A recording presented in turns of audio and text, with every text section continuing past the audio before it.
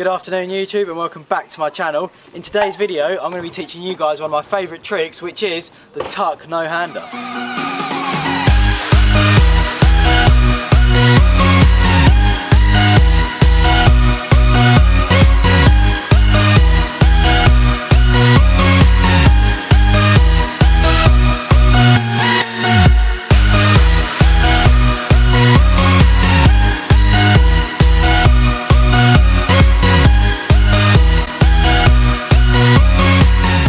Step number one, there's a really safe way to practice taking your hands off the bike if you've never done it before. Basically, you lay on the floor with your bike, tuck the handlebars in as if you would in the air, and then you can take your hands off.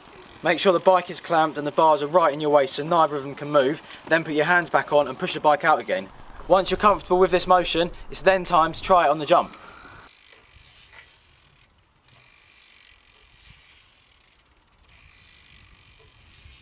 Step number two, so now you need to find a jump that you get big air on and that you're comfortable riding. Once you've got this, you're going to hit the jump, you're going to pull the handlebars into your waist, make sure they're nice and tight and can't move. Then you're also going to practice clamping the bike with your knees.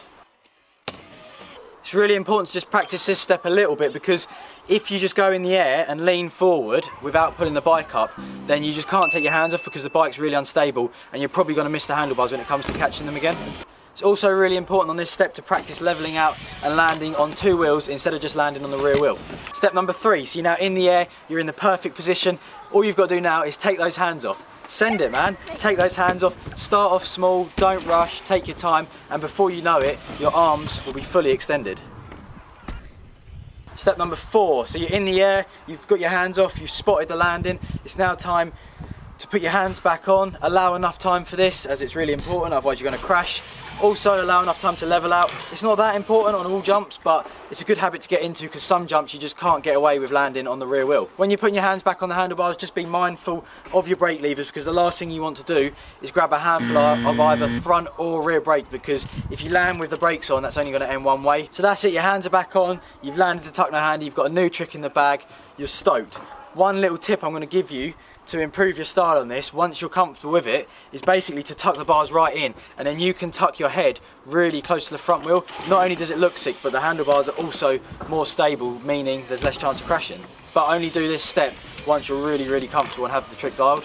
So now that you've got the tuck no hander dialed, here are 4 slightly more advanced variations and places that you can use the tuck no hander.